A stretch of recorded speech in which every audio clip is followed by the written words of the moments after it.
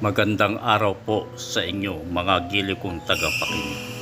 Ako po si Kahiwaga na maghahandog sa inyo ng isang kahindig-hindig na kwento na naganap sa isang baryo na hindi na natin papangalanan pa ang lugar na ito. Ang mga pangalan, lugar at pangyayari ay likha lamang ng aking malikot na pag-iisip. Halika at ating tunghayan ang ating kasaysayan. Ang kwentong ito ay may pamagat na ang piyesta sa isang baryo ng mga aswang.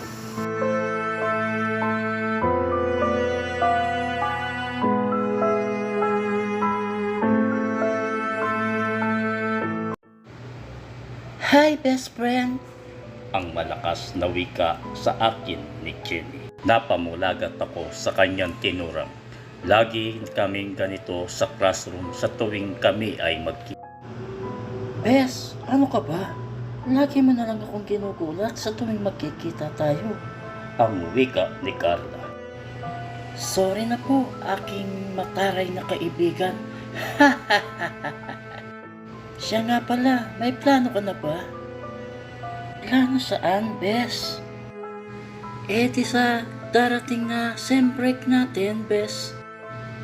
Wala pa nga, baka sa bahay lang ako. Sila mami at si daddy kasi nasa Japan para sa business trip nila. Ang wika ni Carla. Iyon naman pala sakto. Sumama ka na lang sa amin, doon sa probinsya namin. Bakit? Anong meron doon sa inyo? Di, piyesta sa amin. Alam mo, masaya doon sa amin. Promise. Hindi ako papayagan nila daddy at mami. Hindi ka talaga nila papayagan kapag nagpaalam ka. Pugok ka talaga. Malakas na pangangantyaw ni Jenny sa kanyang best friend. Teka at pag-isipan ko muna. Saan ba yan, Bes? Di sa parteng Kabisayaan. Ay, naku. Di ba maraming aswang doon? Lalo na sa parteng Kapis. Ayon ni Carla. Pati pa naman ikaw, Bes, ganyan ang tingin mo sa akin? Aswang? Malungkot na turan ni Jenny. Hindi naman sa ganun, best friend. O ayan ha, payag ka na ha. Ang saya ko ngayon, best friend. Talagang tunay kitang kaibigan. Ang masayang turan nito kay Carla. Lumipas ang mga araw at dumating na ang araw ng kanilang pag-alis. Tunog ng van ng kanilang inarkila sa harapan ng bahay nila Carla. Bes, ano ba? Tara na, dali! Excited na tawag ni Jenny kay Carla. Oo na, andyan na. Excited ka naman dyan. Habang nasa biyahe kami ay nagkukwentuhan kami ni Jenny nang mapansin kong parang ang layo na namin sa kabihasnan. Saan na tayo banda? Anong lugar na ba ito, Bes? Sunod-sunod na tanong ko sa kanya. Hay nako, Bes, matulog ka na lang para maka-beauty rest ka. Para pagdating natin sa amin, rest ka. At nakakalokong tawa ni Jenny sa akin. Napansin ko nakakaiba ang titig sa akin ng driver na pangalanan natin si Manong Emil. Ngunit binaliwala ko na lamang ito at ituloy ko ang aking pagtulog. Makalipas ang ilang oras ay huminto kami sa isang gasoline station para makapagpahinga. Naunang bumaba si Jenny at Manong Emil na aming driver. Ngunit nakita ko na parang nagtatalo silang dalawa. Kaya agad akong bumaba at nilapitan si Jenny. Habang papalapit ako ay agad na huminto ang dalawa sa pagtatalo. Bes, punta mo na ako sa CR ha? At agad naglakad papalayo si Jenny sa akin. Habang ako naman ay bumili ng makukutkot sa biyahe at agad na bumalik sa van na nirerentahan namin. Agad naman lumapit si Manong Emil sa akin.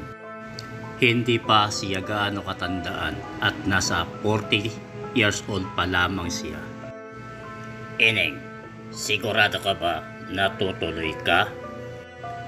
Papa, bakit po Manong? Akmang magsasalita na si Manong Emil at nang biglang sumulpot sa likuran namin si Jenny.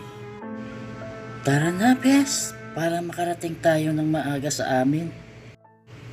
Tagkatitigan kami ni Manong Emil habang kinakaladkad ako ni Jenny pabalik ng aming van na nirentahan. Kita sa mukha ni Manong driver na mayroong itong nais sabihin sa akin.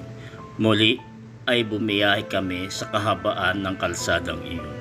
Ramdam ko ang hilakbot sa mga tinuran sa akin ni Manong Emil. Nakatulala lamang ako sa bintana habang iniisip kung ano ang naisip pahiwatig sa akin ni Manong driver nang biglang kilitiin ako ni Jenny. Hay nako, mukha namang Semana Santa yung mukha mo, Bes.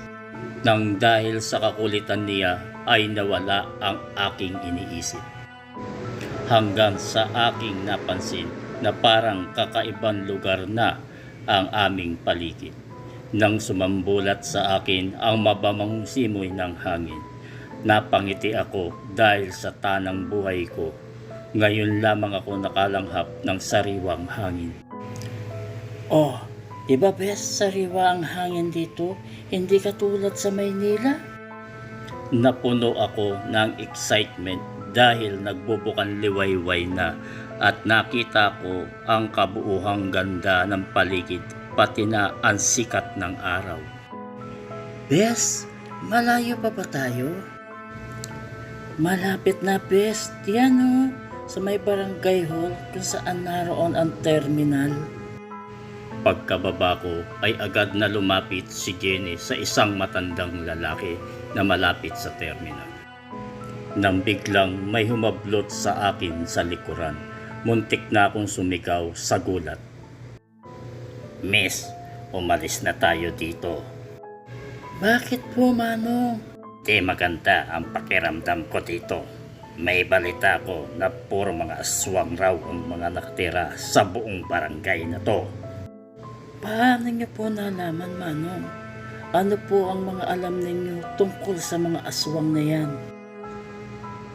Kumakain sila ng tao at ang balita ko rin na itong lugar na to ang mga pinamumugaran nila. Mayroong tao na nakaligtas dito at iyon ang taong nagkwento sa akin. At nagkwento si Manong Emil tungkol sa naganap na iyon. Alam mo ba, Ineng? Ayon noon na nakaligtas ay muntik na siyang gawing hapunan ng mga aswang sa piyesta. Paano po siya nakaligtas, Manong? Hinubad niya ang lahat ng kasuotan niya at nagpalit ng damit. Ayon dito, may hirapan ang mga aswang na matunton ang amoy niya. Kilala ninyo po ba kung sino ang mga aswang? Basta, tara na at bumalik ka na sa van. At aalis na tayo pabalik ng Maynila. Nang biglang may humablot mula sa likuran ni Manong Emil. Iyon no, hanggang dito na po muna ang ating kwento, mga gili kong tagapakinig. At sana po ay magustuhan po ninyo ang bawat kwentong aking itatampok sa YouTube channel kong ito. Hihingi lamang po ako sa inyo ng konting lambing na sana po pakishare, subscribe po ninyo ang aking munting channel na Kilabot Horror Story. At pakishare na rin po aking mga giliw na tagapakinig. Abangan po ninyo ang ikalawang yugto ng ating kwento na may pinamagatang Piyesta sa Baryo ng Mga Aswang.